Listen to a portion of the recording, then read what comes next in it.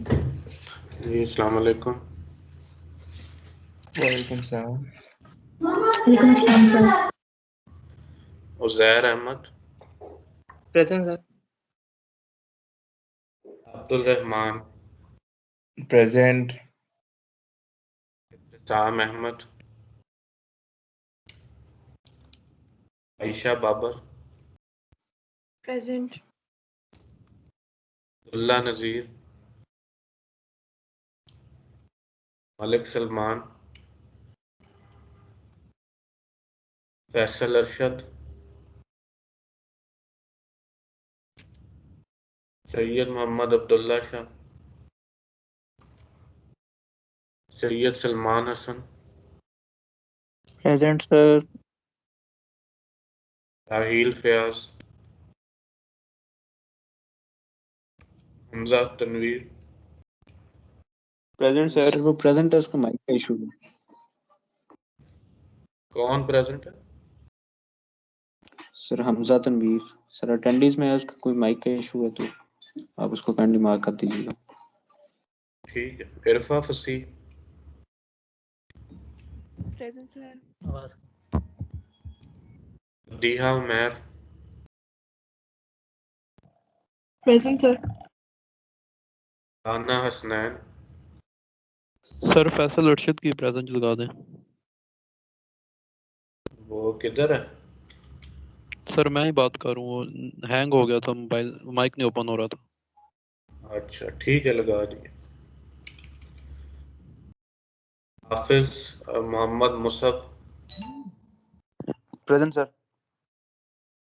Awais Malik, present sir. Raheel Fayaz present.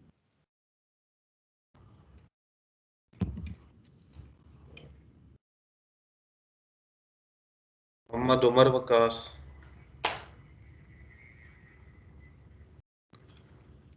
Ghulam Nabi,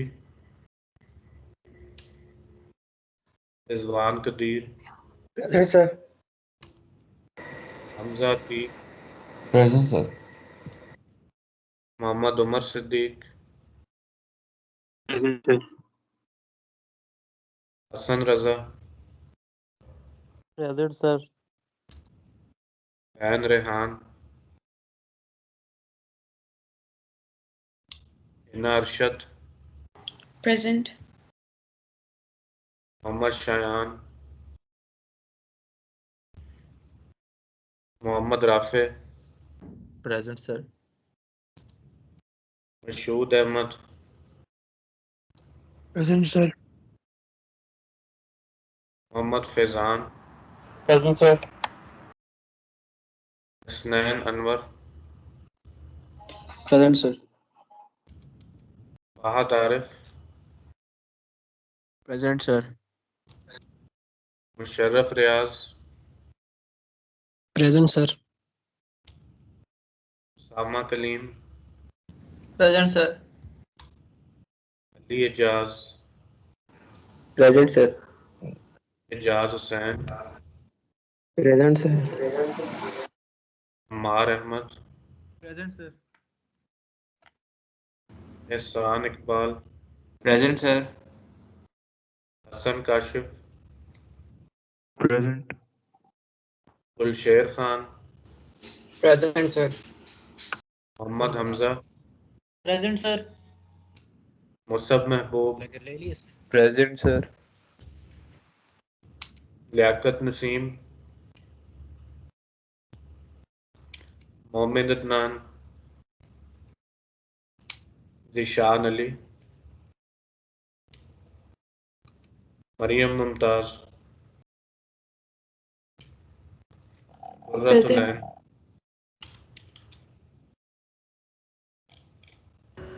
present sir.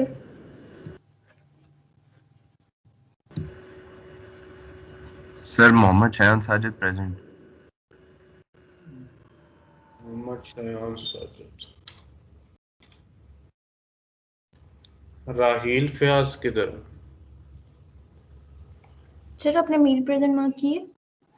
क्या नाम है? कुरुतुलैन। कुरुतुलैन। हो गई है। राहील फयाज, यस सर। हाँ राहील, आज आपसे शुरू करते हैं, कोई कोटेशन क्लास के साथ शेयर करें, उसके बाद हम लेक्चर स्टार्ट करें। Sir, the quotation I would like to add is no one is perfect, कि कोई भी कामिल नहीं है और किसी को ऐसा महसूस नहीं करना चाहिए कि उन्हें कामिल होना पड़े। ये अच्छा है कि हम सब में इनफरादी खसूसियात हैं जो हमें इंसानों की हैसियत से मुख्तलिफ बनाती हैं। गलतियाँ हर इंसान से ही होती हैं। गलती करना से इंसान की ज़िंदगी ख़त्म नहीं होती, लेकिन इससे मुस्तकबिल में इंसान को फ़ायदा होता है। हमें अपनी गलतियों से सीखना चाहिए और उन्हें दोबारा नहीं करना चाहिए। The only thing we need to do is accept ourselves completely the way we are and try to become a better version of ourselves. हाँ, गुड, शाबाश।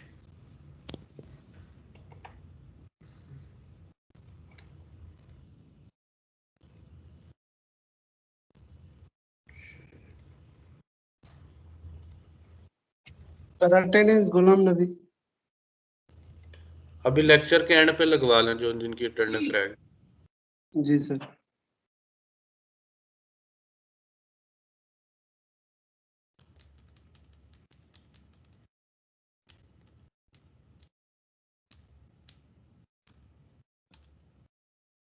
ये रजिस्टर्स तक मेरा ख्याल लास्ट टाइम हम पहुंच गए थे।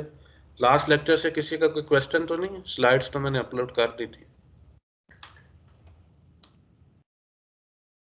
और ये चीज़ें भी डिस्कस करनी थी हमने, data units, data rate units, CPU speed and units, और रैम रोम किस चीज़ का एब्रीवेशन है।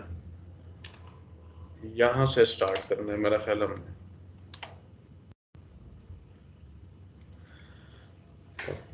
Okay, now let us see the internal organization of a computer system, that is a system with a microprocessor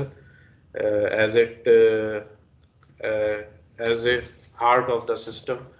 It says that there are three key components in a microprocessor based system. The first one is CPU, that is in fact abbreviation of central processing unit. And the second group of components, we will call it memories. It includes random access memories, and we will in future use the word RAM as abbreviation for random access memories. And in this group, the second type of memories are read-only memories, and they are shown as a complete group in this diagram. This is the controlling unit, that is the central processing unit. This is the first group of components, that are the memories. And the third major group of components is that are peripherals. For example, the keyboard, mouse, monitor, printer, and devices like these. And these all devices or chips are connected using buses. The first bus is called the address bus. The second bus is, we will call it data bus. And the third bus that is not shown in this diagram, that is the control bus. We will show this bus in the upcoming diagram. This is the control bus.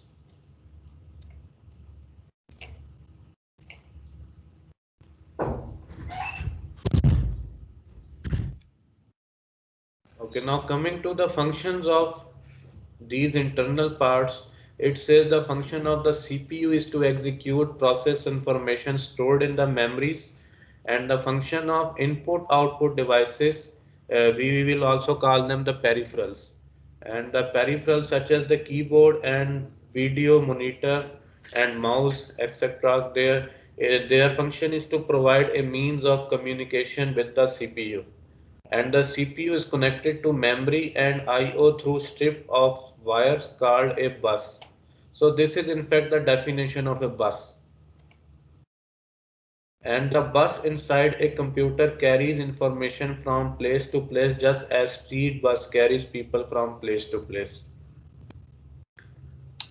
Now coming to the detailed diagram, internal diagram, or the organization of the components inside a computer. Again, this is the CPU, that is the main controlling component in the whole system, and this is the address bus. अच्छा, इधर अगर आप note करें कि जो address bus है ना, वो हर डिवाइस के साथ कनेक्टेड है, एक ही बस है। ये वही कॉन्सेप्ट है जो मैंने आपको शेयर्ड बस आर्किटेक्चर में दिया था। ये टर्म इधर फिर एक बार दोबारा नोट कर लें, इट इज अ शेयर्ड बस आर्किटेक्चर। सीपीयू से एक एड्रेस बस निकल रही है जो हर कंपोनेंट को जा रही है, जैसे आपको इधर नजर आ रहा है ये बस इधर से निकली है। और ये जो आपके पास एड्रेस बस है, इट इज अ यूनिडायरेक्शनल बस, यानी कि एक मिनट,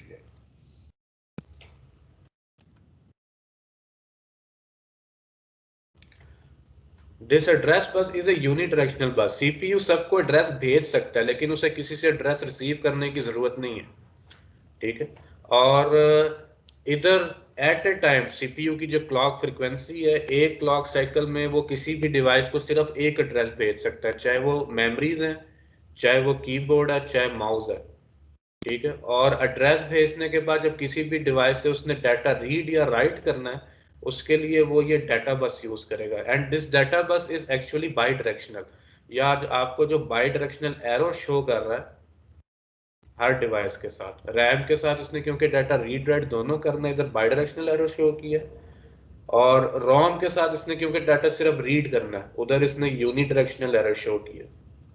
और इसी तरह डिस्क या मॉनिटर को इसने सिर्फ डाटा भेजना डिस्प्ले करने के लिए, इधर भी इसने यूनी डायरेक्शनल एरो शो किया। और बाकी जो है ये दोनों डायरेक्शन में जा सकते हैं, लेकिन अमूमन बाई डायरेक्शनली चलते हैं। तो इधर नोट करने वाला पॉइंट ये कि जो आपकी डाटा बस है, it is A by directional बस। इधर डाटा सीपीयू ने भेजना भी है और इसी वायर्स, इन्हीं ग्रुप ऑफ वायर्स के ऊपर इसने डाटा रिसीव भी करना है। और ये किस तरह इसने करना है, अब आपको अच्छी तरह पता होगा। आधे घंटे की बहस मैंने ट्राई स्टेट बफर पे क्यों की थी, कि किस तरीके से इस डाटा बस की एक एक वायर जो है वो ट्राई स्टेट बफर के थ्रू कंट्रोल हो रही है, और मल्टीपल डिवाइसेस या चिप से जो डाटा है वो एक ही वायर पे आ रहा है, ठीक है। और अब इन सीपीयू को किस तरह पता लगेगा इसने किस डिवाइस से डाटा रिसीव करना है, वो ये कंट्रोल बस से कंट्रोल करेगा, ठीक है। इसने रीड करना है या राइट करना है, ये ऑपरेशन ये कंट्रोल बस से कंट्रोल करेगा।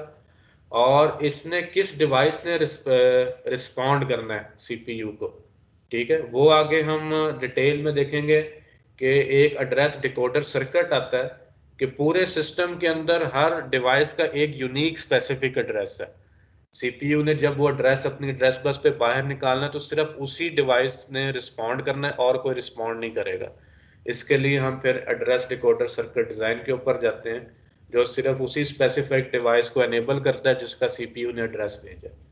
तो ये कंप्यूटर की डिटेल इंटरनल डायग्राम है, जिसके अंदर जो हमने की कंपोनेंट्स भी इंट्रोड्यूस कर दी हैं। पहला की कंपोनेंट सीपीयू है, और दूसरा जो दो की कंपोनेंट्स का ये पूरा ग्रुप बनता है मेमोरीज का, वो भी हमने शो कर दिया। और ये सारे पेरिफेरल्स में आते हैं। पेरिफेरल सिर्फ ये नहीं है, इसके अलावा आपकी जितनी ये कम्युनिकेशन पोर्ट्स हैं, फॉर एग्जांपल यूएसबी, ईथरनेट, ये सारे पेरिफेरल्स में आते हैं, ठीक है। जो सिर्फ रैम और रोम्स हैं, ये आपके मेमोरी। और अक्सर जो एडवांस आर्किटेक्चर है उसके अंदर ये मेमोरीज के लिए एड्रेस बस अलहदा निकालता है और पेरिफेरल्स के लिए अलहदा। तो ये आर्किटेक्चर का फर्दर एवोल्यूशन है, जो हम आगे माइक्रो कंट्रोलर में भी जाके देखेंगे। उसके अंदर उसने बस इसको स्प्लिट कर लिया, उसको हम हार्वर्ड आर्किटेक्चर कहते हैं। और इंटेल का जो आर्किटेक्चर है वो आज तक वॉन न्यूमन आर्किटेक्चर के ऊपर है। इसकी डिटेल इंशाल्लाह हम आगे जाके देखें।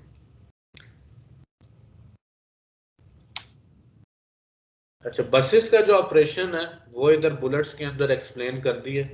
सो it says that in every computer there are 3 type of buses: address bus, data and control bus. For a device to be recognised by the CPU, it must be assigned an address, and the address assigned to a given device must be unique. ये सबसे की point है shared बस architecture कि पूरे system के अंदर चाहे आप कह लें कि 1000 पेरिफेरल्स और मेमोरीज लगी हुई हैं, लेकिन हर डिवाइस का एड्रेस यूनिक है। बल्कि इसको आप फर्दर अगर डिटेल में जाएं तो इस तरह समझ लें, अगर आपकी 4 गीगाबाइट की मेमोरी लगी है ना, तो 4 गीगाबाइट की हर लोकेशन का जो एड्रेस है वो यूनिक है, और ये एड्रेस किसी पेरिफेरल के एड्रेस के साथ मैच नहीं करना चाहिए। Then it says the CPU puts the address on the in binary format on the address bus, and the decoding circuit finds the device. then the CPU uses the data bus either to get data from that device or to send data to it.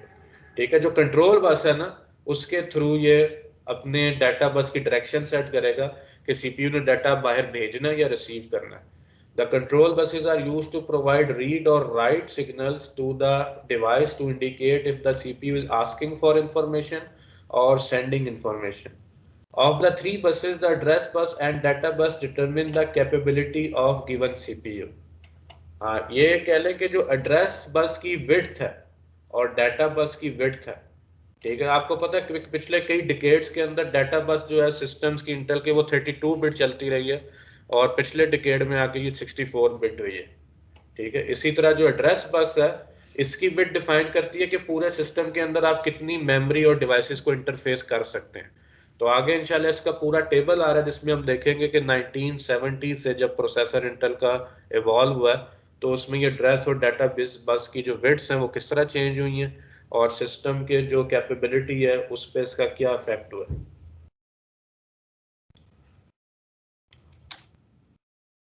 अच्छा, अब हम CPU के अंदर जाने लगे. ये जो diagram आपके सामने फ्लैश की है, it is the internal diagram of A central processing unit. इसके अभी हमने की कंपोनेंट्स की डेफिनेशन देखनी है, उनका क्या क्या रोल है CPU के अंदर, और फिर हम एक असेंबली की इंस्ट्रक्शन लेंगे और उसको इस पे एग्जीक्यूट करके देखेंगे कि जब आपका कंप्यूटर कोई इंस्ट्रक्शन एग्जीक्यूट करता है तो कौन कौन सा कंपोनेंट CPU के अंदर किस टाइम के ऊपर एक्टिवेट होगा. ठीक है, तो ये इसके की कंपोनेंट से आगे इनकी एक एक करके डेफिनेशन भी आ रही है. सबसे पहला कंपोनेंट है that is the ALU which is the abbreviation of algorithmic logic unit, और आपने लैब के अंदर ये पूरा डिजाइन भी किया होगा. ठीक है, और ALU आपको पता है इसका काम है addition, subtraction, arithmetic operation, logical operation, वो सारे एग्जीक्यूट करना. लेकिन इसने डाटा जो है अपने ऑपरेंड्स उठाने होते हैं रजिस्टर से, उसको हम कहते हैं register file. This is the register file of A CPU. ठीक है, ये मल्टीपल आप कह लें 16, 32 depending on the CPU architecture, इनका नंबर उस पर डिपेंड करेगा. इस डायग्राम में मैंने सिर्फ 4 रजिस्टर इधर शो किए हैं. ठीक है, तो ALU ने जब डाटा एग्जीक्यूट करने के लिए ऑपरेंड्स उठाने हैं वो इन रजिस्टर से उठाएगा. इंस्ट्रक्शन बताएगी कि कौन सा ऑपरेंड किस रजिस्टर में है, और इंस्ट्रक्शन को एग्जीक्यूट करने के बाद इसने जो रिजल्ट देना है वो भी इन्हीं रजिस्टर्स में जाएगा. ठीक हो गया. इसके अलावा इसमें प्रोग्राम काउंटर है जो कि एड्रेसेस जनरेट करता है डाटा फैच करने के लिए. आपका डाटा इधर डाटा बस के ऊपर आता है. उसके बाद इंस्ट्रक्शन डिकोडर है, जब इंस्ट्रक्शन फैच होती है वो ये इंस्ट्रक्शन डिकोडर जो है इसको डिकोड करता है. इंस्ट्रक्शन फैच होने के बाद इंस्ट्रक्शन रजिस्टर के अंदर आ जाती है जो इंस्ट्रक्शन को होल्ड रखता है कुछ साइकिल्स के लिए, और इसको डिकोड करता है, और टाइमिंग एंड कंट्रोल सारा इस ब्लॉक के रिस्पॉन्सिबिलिटी है. और यहाँ से कंट्रोल बस के सिग्नल CPU से बाहर निकलेंगे जो मेमोरीज और पेरिफेरल्स को जाएंगे. ये एड्रेस बस इधर से बाहर जा रही है CPU से, और जो डाटा बस बाहर से आ रही है, और it is A by directional, तो डाटा बस इधर कनेक्ट होगी.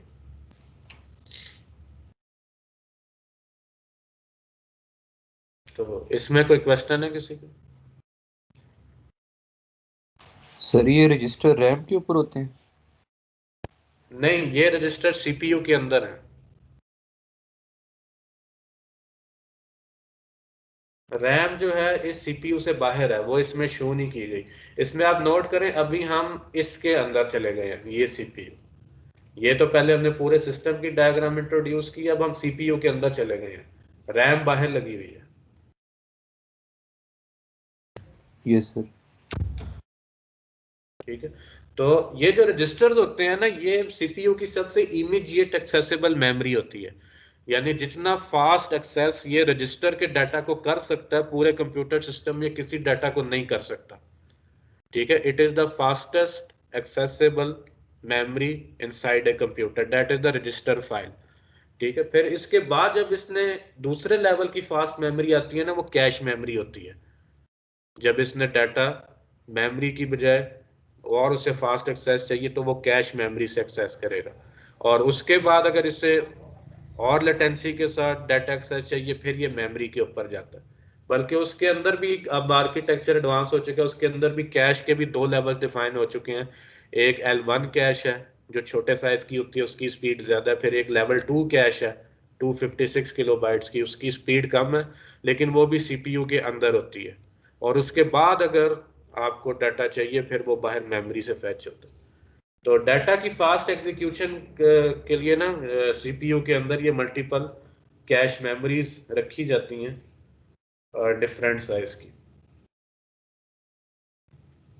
लेकिन हमने जो अभी पिक माइक्रो कंट्रोलर वगैरह का आर्किटेक्चर पढ़ना है उसमें कैश मेमोरीज नहीं है, उसमें सिर्फ ये रजिस्टर फाइल ही है। अच्छा, इधर मैं आपको रेकमेंड करूंगा कि आप ये थोड़ी सी सेल्फ असाइनमेंट लें कि ये जो आर्म कॉर्टेक्स का आर्किटेक्चर है ना, इसके अंदर देखें कि कैश मेमोरीज कितनी है, रजिस्टर फाइल किस साइज की है, और L1 कैश किस साइज की है, L2 कैश किस साइज की है। तो ये आपके इंटरेस्ट के लिए कि इन चीज़ों को ज़रा जाके देखें। अच्छा, सीपीयू के जो कंपोनेंट्स हैं अभी उसका इनको इंट्रोडक्शन स्टार्ट करते हैं। A program stored in the memory provide instructions to the CPU to perform an action. तो पहला पॉइंट ये यही कहता है जो इंस्ट्रक्शन आनी है ना वो सीपीयू के अंदर बाहर से आनी है। सीपीयू के अंदर कोई मेमोरी नहीं है जो इंस्ट्रक्शन स्टोर करेगी, तो वो मेमोरी से बाहर से आएगी। The function of the CPU is to fetch these instructions from memory and execute them. To perform the actions of fetch and execute, all CPUs are equipped with resources such as the following: the registers, ALU, program counter, and instruction decoder. अब आगे component wise इनकी कुछ explanation है। For example registers को कहते हैं the CPU has a number of registers that are used to store information temporarily. The information could be 2 values to be processed or the address of the value needed to be fetched from memory.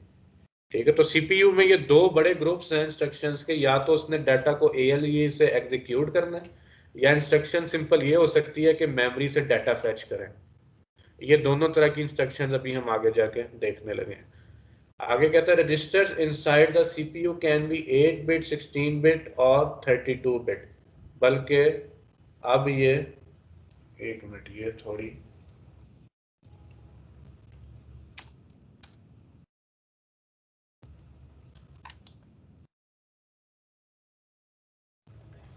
और even 64 bit registers, इस वक्त जो current architecture चल रहा है उसके अंदर registers हमारे 64 बिट हो चुके हैं। And depending on the CPU, in general the more and bigger the registers the better the CPU. Data processing capability CPU की बहुत ज्यादा हो जाती है अगर उसमें रजिस्टर ज्यादा हो और उनकी विड्थ भी ज्यादा हो। ALU के फंक्शंस के ऊपर आते हैं। ALU is abbreviation of algorithmic logic unit. The ALU section of the CPU is responsible for performing arithmetic instructions such as add, subtract, multiply, and divide. And the second group of instructions is logic functions such as AND, OR, and NOT. A status register is associated with ALU that contains flags to give the exceptional status of ALU, for example, overflows, 0 and negative. अच्छा, ये जब CPU की आपको diagram दिखाई थी ना, इसमें आपको ये भी एक ब्लॉक नजर आ रहा है, फ्लैग्स। ये क्या चीजें हैं? फॉर एग्जांपल आपने 2 नंबर्स को ऐड किया, कैरी जनरेट हो गया, तो वो कैरी का फ्लैग जो है वो इस रजिस्टर में पड़ा होगा, फ्लैग रजिस्टर में। या आपका रिजल्ट नेगेटिव हो गया, 2 आपने नंबर्स को सब्ट्रैक्ट किया, रिजल्ट नेगेटिव आया, तो इसके अंदर एक नेगेटिव का फ्लैग होगा जो हाई होके बताएगा कि रिजल्ट नेगेटिव हो गया। और अगर आपने कोई मल्टीप्लिकेशन या एडिशन किया जिसमें रिजल्ट 0 हो गया, ठीक है, तो इसमें एक 0 का फ्लैग हाई होके बताएगा कि आपका रिजल्ट 0 हो चुका है। इसको हम कहते हैं flag register.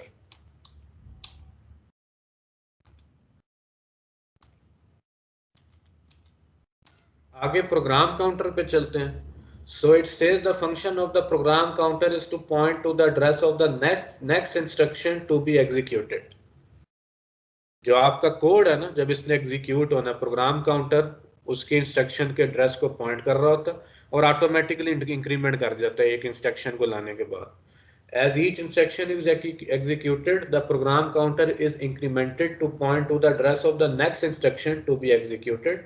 and the contents of the program counter are placed on the address bus to find and fetch the desired instruction. ठीक है, प्रोग्राम काउंटर तो इंस्ट्रक्शन का एड्रेस जनरेट कर रहा है, लेकिन इंस्ट्रक्शन किस जगह पे पड़ी हुई है?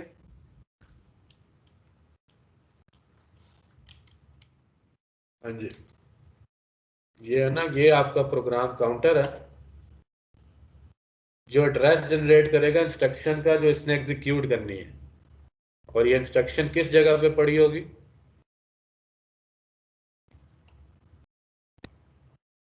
हाँ जी, कोई बंदा, ये रोम के अंदर पड़ी होगी। ये एड्रेस जो है एक रोम को जाएगा, और रोम जो है इंस्ट्रक्शन इसकी डाटा बस पे वापस लाएगी, जो कि यहाँ से होती हुई इंस्ट्रक्शन रजिस्टर के अंदर चले जाएगी। इधर ये इसको डिकोड करेगा, और अगर तो ALU का ऑपरेशन है वो एग्जीक्यूट होगा, वरना कंट्रोल बस से ये डाटा फैच करेगा।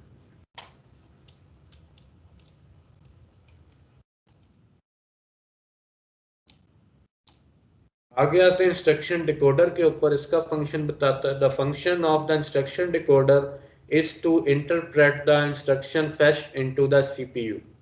It's a kind of dictionary storing the meaning of each instruction and what steps the CPU should take upon receiving a given instruction. A CPU capable of understanding more instructions requires more transistors to design. And this is the concept of pipelining. ये concept थोड़ा मैं पहले ले आया हूँ, लेकिन इसको हम दोबारा भी अगर मौका डिस्कस कर लेंगे। ये कहते हैं there are two ways to make the CPU process information faster. The first way is that we should increase the working frequency, and the second way is change the internal architecture of the CPU. ठीक है, एक तो अगर आपने CPU के अंदर instruction execution की speed को डबल करना है या ज्यादा करना है, उसका एक तो बहुत सादा सा तरीका, आप उसकी क्लॉक फ्रीक्वेंसी ज्यादा कर दें। लेकिन एक उसका थोड़ा कॉम्प्लिकेटेड तरीका ये है कि आप उसके अंदर पाइपलाइन डालें। फॉर एग्जांपल, अगर एक साइकिल के अंदर इंस्ट्रक्शन फैच हो रही है, ये फैच है, अगले में एग्जीक्यूट हो रही है, फिर आप फैच कर रहे हैं, फिर एग्जीक्यूट कर रहे हैं, तो आप दो काम पैरेलल में कर सकते हैं। जब पहली इंस्ट्रक्शन एग्जीक्यूट हो रही है, आप दूसरी को फैच कर लें, इसको हम कहते हैं पाइपलाइनिंग। तो 8086 जो हमने CPU देखना है, इसके अंदर पाइपलाइनिंग एग्जिस्ट करती है, इससे पहले वाले में नहीं करती थी।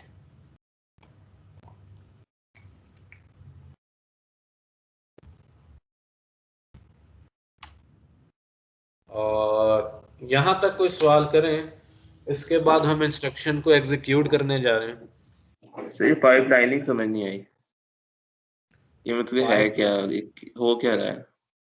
पाइपलाइनिंग जो है ना, ये CPU की स्पीड को तेज करने का एक आप कह लें कि प्रोसीजर है। नॉर्मली आपका CPU जो इंस्ट्रक्शन एग्जीक्यूट करता है ना, फॉर एग्जांपल ये CPU का आर्किटेक्चर है, ठीक है, ये क्या करेगा, इसने पहला काम क्या होना चाहिए जब CPU ने इंस्ट्रक्शन को एग्जीक्यूट करना है, वो इंस्ट्रक्शन को ROM से फैच करेगा। ये चीज क्लियर है आपको? जी सर, ये तो क्लियर है। आप जैसे अपना C का कोई कोड लिखते हैं ना, वो कोड किधर जाता है? कोड रोम में जाता होगा। वो रोम के अंदर जाता है। रैम, कंप्यूटर में रैम होती है, माइक्रो कंट्रोलर के अंदर वो रोम है। ठीक है, वो रोम के अंदर चला गया या रैम में चला गया। अब CPU ने उसका एड्रेस जनरेट करना है, उसको फैच करके अपने अंदर लाना है एग्जीक्यूट करने के लिए। ठीक है, तो ये कहता है कि अगर तो ये मल्टीपल साइकिल्स में काम हो रहा है, फॉर एग्जांपल पहले क्लॉक साइकिल में आपने उसको फैच किया और अगले में एग्जीक्यूट किया, तो इससे CPU की स्पीड इस तरीके से चल रही है जो नजर आ रही है। लेकिन जब आप फैच कर रहे हैं और एग्जीक्यूट कर रहे हैं पहली इंस्ट्रक्शन, और एग्जीक्यूट करते हुए दूसरी इंस्ट्रक्शन को मेमोरी से फैच कर लें उसी साइकिल के अंदर, ये जो एक क्लॉक साइकिल है इसके अंदर आप ये दो काम कर रहे हैं, तो इससे क्या होगा, क्या फायदा होगा आपको? स्पीडी काम होगा। हाँ? सही है। अब आप देखें कि हर क्लॉक साइकिल में इंस्ट्रक्शन एग्जीक्यूट हो रही है। इधर एग्जीक्यूशन, फॉर एग्जांपल इधर मैं क्लॉक साइकिल नंबर डाल लेता हूँ, 1 मिनट।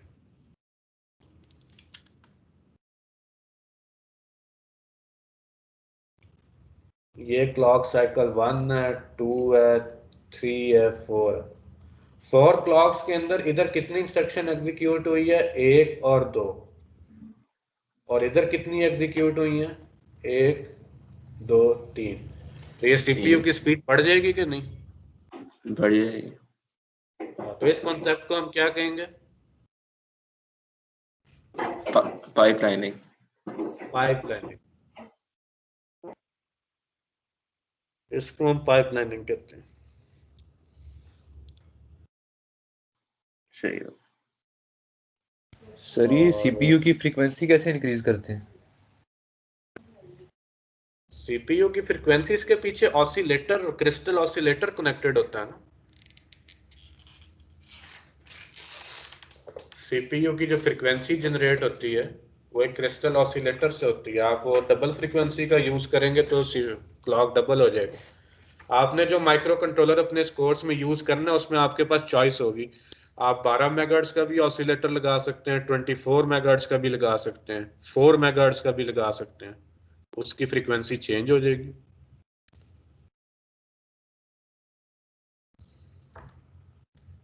Yes sir.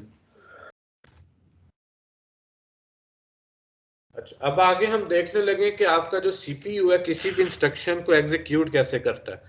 और ये जो इंस्ट्रक्शन का फॉर्मेट आने लगा ना आपके सामने, इसको हम कहते हैं असेंबली इंस्ट्रक्शन या असेंबली कोड। अभी तक क्योंकि आप हायर लेवल प्रोग्रामिंग लैंग्वेजेस में कोडिंग करते रहे हैं, for example C sharp, C++, और कौन सी लैंग्वेज यूज किया आपने अभी तक कोर्सेज में?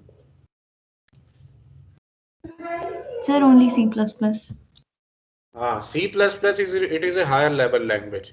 लेकिन कोई भी कंप्यूटर हो ना, वो जब आप कोड लिख लेते हैं C++ का या C शार्प का हो, वो इसको असेंबली लैंग्वेज में डिकोड करता है। ये कंप्यूटर की सबसे बेसिक लैंग्वेज होती है, ठीक है। और उसका फॉर्मेट ये होता है, फॉर एग्जांपल सी के अंदर तो आप लिख देते हैं x इज इक्वल, मतलब इंटीजर आपने डिफाइन किया इंट x, और इसको कोई वैल्यू असाइन कर दी, ठीक है। लेकिन असेंबली के अंदर इस तरह की कोई डेफिनेशन नहीं है कि इंटीजर भी कोई डाटा टाइप है, या ये नेगेटिव है या पॉजिटिव है, ये फ्लोटिंग है या करैक्टर है।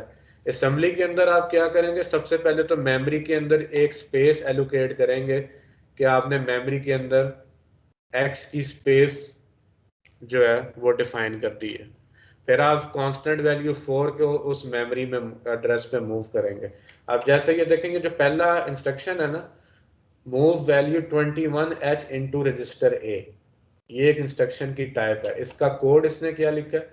ये जो है कि 21H तो डाटा मूव करना है, तो ये जो इंस्ट्रक्शन है it is a 16 bit instruction.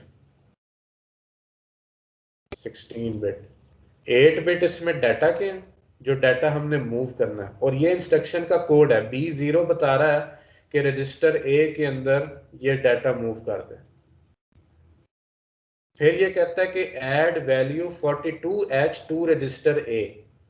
C में तो आप सिंपल लिख देते हैं x + 4, लेकिन असेंबली में ऐसे नहीं होगा। असेंबली में आप मेमोरी से उठा के पहले डाटा रजिस्टर में लाएंगे और उसके अंदर इस इंस्ट्रक्शन के थ्रू डाटा ऐड करेंगे, ठीक है। ये कहता है add value 42H register A। अब ऐड वैल्यू का जो कोड है वो 04H है, और ये जो डाटा है 42H, ये भी इंस्ट्रक्शन का पार्ट है, ये डाटा पार्ट है। तो 16 बिट की इंस्ट्रक्शन है जिसके दो पार्ट हैं, 8 बिट कोड के लिए, 8 बिट डाटा के लिए। तीसरी इंस्ट्रक्शन ये दे रहा है कि add value 12H to register A, ठीक है। तो अगर आप इसको सी में लिखना चाहें ना, तो इसका कोड, सूडो कोड क्या बनेगा? आप पहली इंस्ट्रक्शन को लिखेंगे A इज इक्वल टू 21, फिर आप लिखेंगे A is equal to A + 42, ये वाली इंस्ट्रक्शन है। फिर आप लिखेंगे A is equal to A + 12। तो C के अंदर इस तरह कोड बनेगा, लेकिन असेंबली के अंदर आप इस तरह इंस्ट्रक्शन लिखते हैं। और असेंबली लैंग्वेज जो आप कह लें कि ये इतनी बेसिक लैंग्वेज है माइक्रो प्रोसेसर सिस्टम की कि ये बाइनरी में डायरेक्ट इसका कोड समझ आता है। सीपीयू की जो पूरी डाटा शीट अवेलेबल होगी उसमें ये कोड लिखा होगा, इस इंस्ट्रक्शन का ये कोड है, इसमें इस तरह डाटा देना है, तो ये that is very close to the actual circuit of the microprocessor. C के अंदर काम किस तरह हो रहा है, वो सर्किट के साथ किस तरह उसको ट्रांसलेट कर रहा है या कम्युनिकेट कर रहा है, वो कुछ समझ नहीं आता। लेकिन असेंबली लैंग्वेज सर्किट के साथ सीपीयू का जो सर्किट है उसको किस तरह कंट्रोल कर रही है, वो हमें सारा इधर समझ आएगा। अच्छा, अब हम इस इंस्ट्रक्शन की एग्जीक्यूशन देखते हैं। ये कहता है कि जो इंस्ट्रक्शन है ये मेमोरी एड्रेस 00 और 01 पे पड़ी हुई है। ये जो हमने पहली इंस्ट्रक्शन दी है ना, एक मिनट मैं इसको दोबारा क्लियर कर लूं। Ink erase all ink on the slide. ठीक है, ये आपकी पहली इंस्ट्रक्शन है जिसमें आपने रजिस्टर ए के अंदर डाटा मूव करना है, यानी कि आप a इज इक्वल टू 21 करना चाह रहे हैं। और मैं इसके साथ RA लिख दूं ताकि ये पता लगे ये वेरिएबल A नहीं है बल्कि रजिस्टर A है। ठीक है, अब देखें इसने मेमोरी जो रोम है इस इंस्ट्रक्शन के, उसके दो पार्ट्स हैं। पहला एड्रेस 0 पे है, दूसरा एड्रेस 1401 पे है। अब ये कंप्यूटर के आर्किटेक्चर का एक बहुत बड़ा की कॉन्सेप्ट इसके अंदर हिडन है। ये जो आपको इसने पूरी एड्रेस की लाइन दी हुई है ना, ये अब ये देखें, ये पूरी इंस्ट्रक्शन को एक एड्रेस पे रख सकता था, वो क्यों नहीं रखा इसने, कोई बता सकता?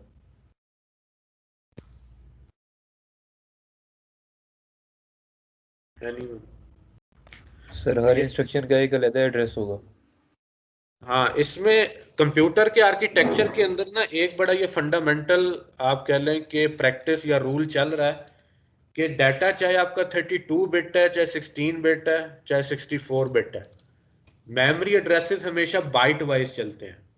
एक memory a single memory address will in a computer system it will always correspond to a single byte information. ठीक है, तो ये हमें इधर नजर आ रहा है कि ये 8 बिट है, ये 2 हेक्स करेक्टर है ना आपके पास, 8 बिट बन गए, ये भी 2 हेक्स करेक्टर है 8 बिट, तो टोटल 16 बिट है इसके अंदर।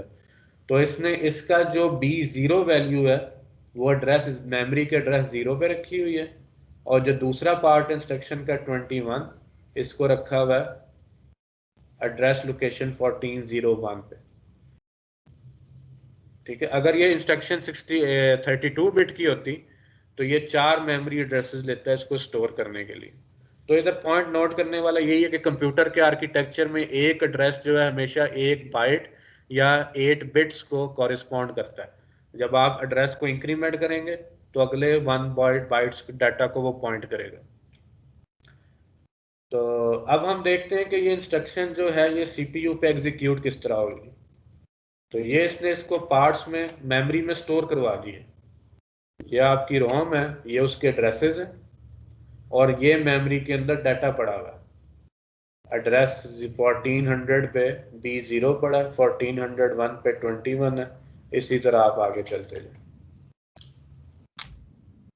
अच्छा, अब देखें ये हमारे पास एक पहली इंस्ट्रक्शन में लेने लगा, ये पहली इंस्ट्रक्शन ले ली जिसमें इंस्ट्रक्शन का कोड है B0 और इसने A के अंदर डाटा मूव करना है 21। अब हमने देखना है कि इसका सीक्वेंस ऑफ एग्जीक्यूशन क्या है, वो हम एक एक करके देखते चलते हैं। कहता था CPU's program counter generates program memory address 1400। सबसे पहला जो कंपोनेंट इसमें जागेगा ना CPU के अंदर, वो कौन सा? Program counter. ये यहां से क्या एड्रेस निकालेगा? 1400। तो ये सबसे पहले इस एग्जीक्यूशन में अपना रोल प्ले करेगा। ठीक है, 1400 इधर से एड्रेस बस पे आ गया। फिर ये कहता है the CPU puts 1400 on the address bus and the memory outputs the data B0 at the data bus। ठीक है, ये जो एड्रेस है ये इधर मेमोरी की एड्रेस बस को चला गया, और एड्रेस डिकोडर ये बता रहा है वो इसको एनेबल करेगा। ये यार ये जो इसके अंदर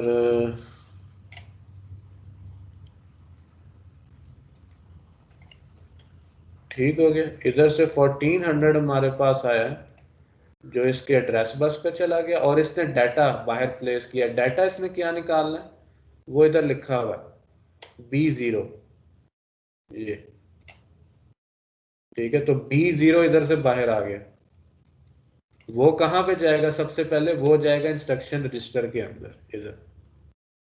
तो ये दूसरा, ये पहला कंपोनेंट है और ये दूसरा कंपोनेंट है जो सीपीयू का रोल प्ले करेगा इस एग्जीक्यूशन में। ये डाटा बस से होता हुआ आ जाएगा इसके अंदर। फिर आपका जो इंस्ट्रक्शन डिकोडर है, अब आगे पढ़ते हैं क्या कहता है। कहता है the CPU decodes the instruction B0 with the help of instruction decoder and it brings value 21H from memory to register A। तो अगला स्टेप क्या है? ये जो इंस्ट्रक्शन डिकोडर आपका पूरा लगा हुआ है, ये B0 इसका डिकोडर का कोड है। इसको ये पता लगेगा कि इसने जो डाटा है वो रजिस्टर A के अंदर मूव करना है, वो इसको इस इंस्ट्रक्शन कोड से पता लग जाएगा। तो अब ये क्या करेगा? प्रोग्राम काउंटर जो है वो एक और का इंक्रीमेंट लेगा, यानी कि 1401 पे जाएगा। जो आपका रोम के अंदर से डाटा है, ठीक है, वो डाटा बस पे आएगा। वो डाटा क्या है? 21H, ठीक है। वो इधर दोबारा डाटा बस पे आएगा और वो रजिस्टर के अंदर चला जाएगा।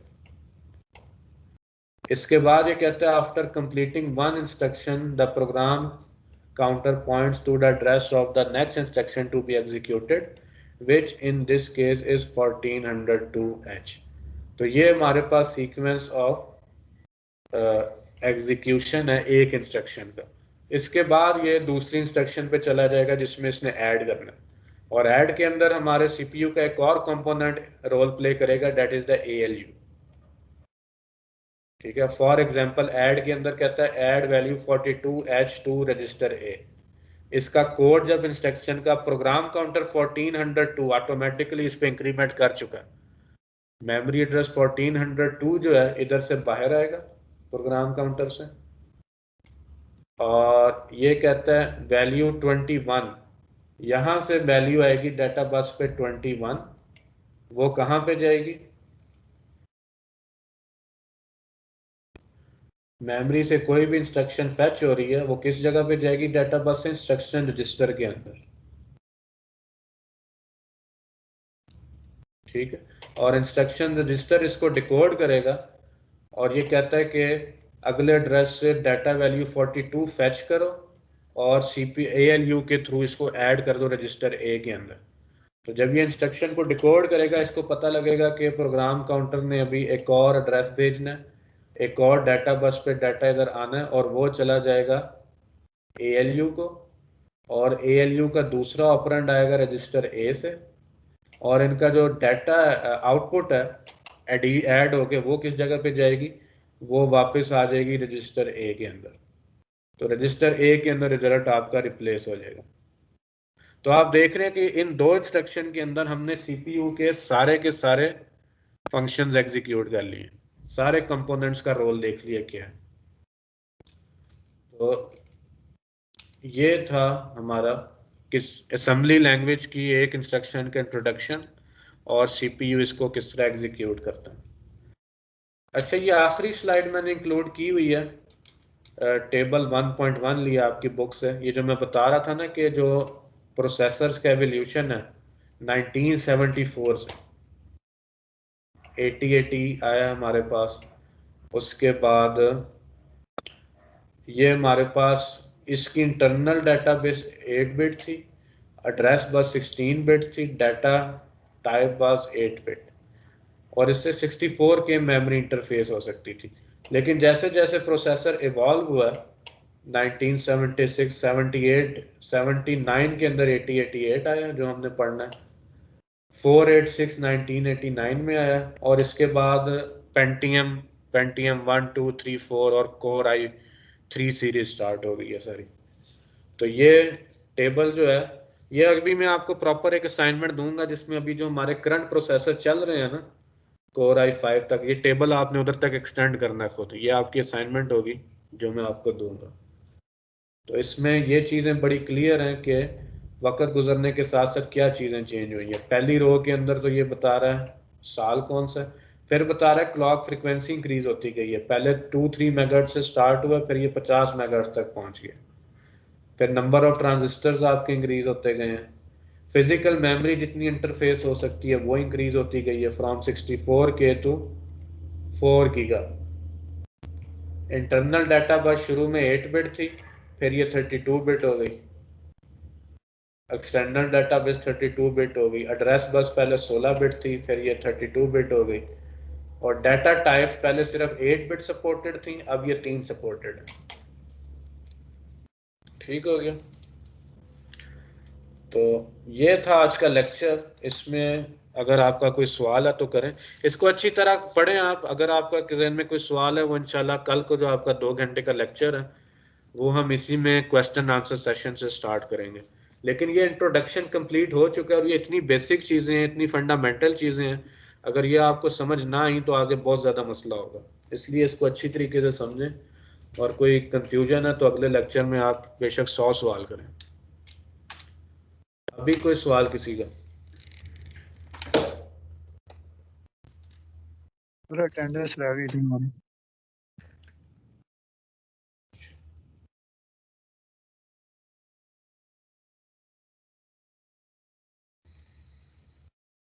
क्या नाम है?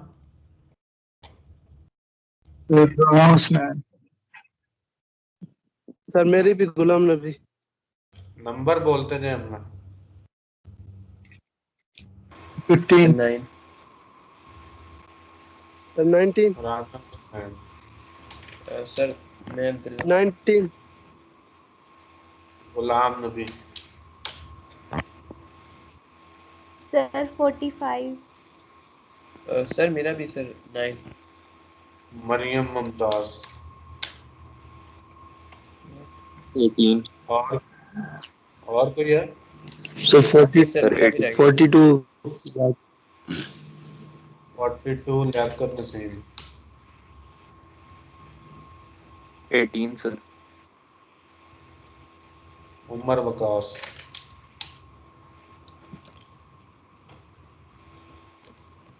चलो ठीक है। ये लेक्चर में मैंने एक स्लाइड चेंज की है, लेकिन ये बुक आप पढ़ना शुरू करें, बाकी चीजें बुक में दी हुई हैं। तो ये बुक सर आपने एनरोलमेंट क्या वो? सर आपने एनरोलमेंट की शेयर नहीं की अभी तक इस कोर्स की। Can you please